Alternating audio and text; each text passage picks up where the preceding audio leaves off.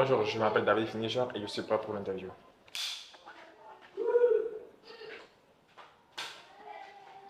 Bonjour David Finisher, merci de recevoir l'équipe d'InfoShock chez vous. Bonjour, merci d'être là. Nous vous suivions il y a 3 ans et notre équipe d'investigation nous a informé de votre décès il y a de cela 1 an. Décès, information reprise par plusieurs médias online. Nous sommes aujourd'hui chez vous pour en savoir plus. D'accord, pas de problème. La gravité était telle que l'hémorragie interne s'est vue accompagnée d'une anémie sévère. Votre état s'est aggravé. Et selon les rapports médicaux, vous avez subi plusieurs perforations du péritoine et des traumatismes à la rate, au foie, au pancréas. Il n'y avait donc plus d'espoir, Mr. Finisher. Comment avez-vous vécu tout cela?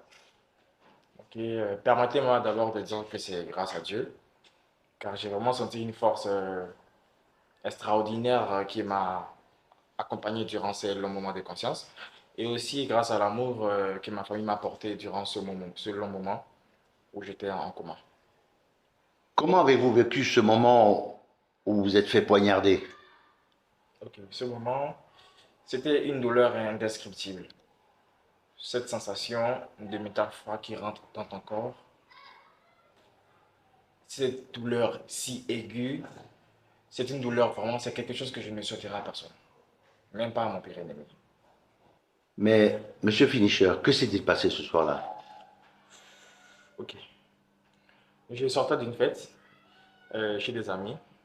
Au bout de quelques minutes de marche, je me suis senti suivi. J'ai accéléré le pas et un des individus a crié: Hey, hey, c'est à toi je parle, non?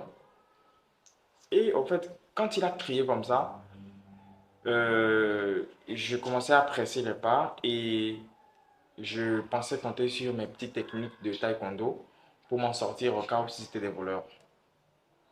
Et quand je me suis retourné, j'ai vu qu'ils étaient trois. Trois contre un, c'est vraiment difficile à gérer. Et ensuite, quand l'un d'eux a fait sortir un couteau, je me suis mis à trembler. En reculant, je suis tombé.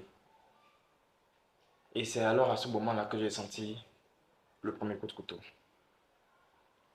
qui fut très très douloureux pour moi parce que j'ai vraiment senti euh, une douleur vraiment, je peux dire, indescriptible. Au moment où j'ai reçu le premier couteau, le reste, sans vous mentir, je n'ai pas senti les autres coups de couteau qui sont arrivés. Parce que franchement, j'étais dans une adrénaline différente. Et au moment où ils ont retiré le dernier couteau, j'ai senti une terrible douleur. Une vraie douleur et qui a envahi mon corps de mon ventre jusqu'aux yeux.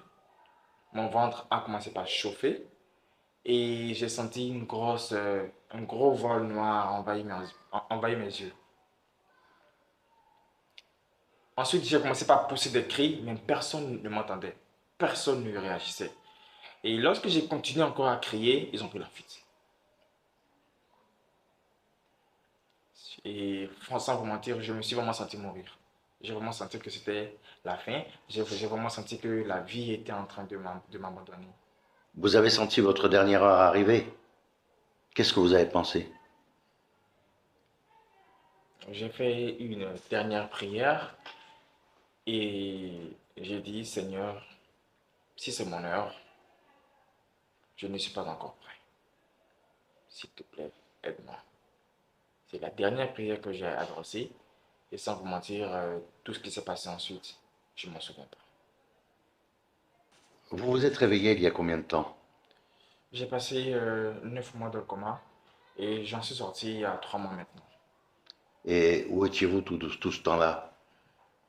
Tout ce temps, j'étais en rééducation. J'avais vraiment besoin de temps pour réfléchir sur tout ce qui s'est passé. J'ai eu le temps de lire tous les commentaires positifs comme négatifs sous mes posts. Et j'avais aussi besoin de temps pour mettre en ordre ma vie, mes activités, mes entreprises et tout ce qui en va. Vous avez passé près d'un an absent. J'imagine que vous avez des choses à rattraper. Oui, effectivement, j'avais entre autres des contacts que je devais renouer. Et parce que j'avais beaucoup d'associés qui pensaient que j'étais mort. Et pour ça, il fallait rapidement que je les rassure de, que j'ai pu m'en sortir. Aujourd'hui, êtes-vous ruiné? Non, je ne suis pas ruiné. Je suis riche. Car j'ai le plus important qui est la vie. Parce que je ne suis pas riche de ce que j'ai, mais je suis plutôt riche de ce que je suis. Qu'en est-il de ces influenceurs que tu prétendais démasquer? Comptes-tu toujours les mettre en avant ou ont-ils eu raison de toi? Non, bien sûr qu'il n'est pas grand de moi. Dans un premier temps, je vais d'abord récupérer physiquement et financièrement. Ensuite, je vais mener ce combat de manière différente et plus déterminée. Ça, c'est sûr. Pourrais-tu identifier tes agresseurs? Non, je ne pourrais pas. Parce qu'au fait, il faisait très noir et tout s'est passé très vite. Comptes-tu porter plainte? Une enquête est déjà en cours et je n'en parlerai pas ici. D'accord. Fini cher. Après tout ce que tu as vécu, comptes-tu te venger?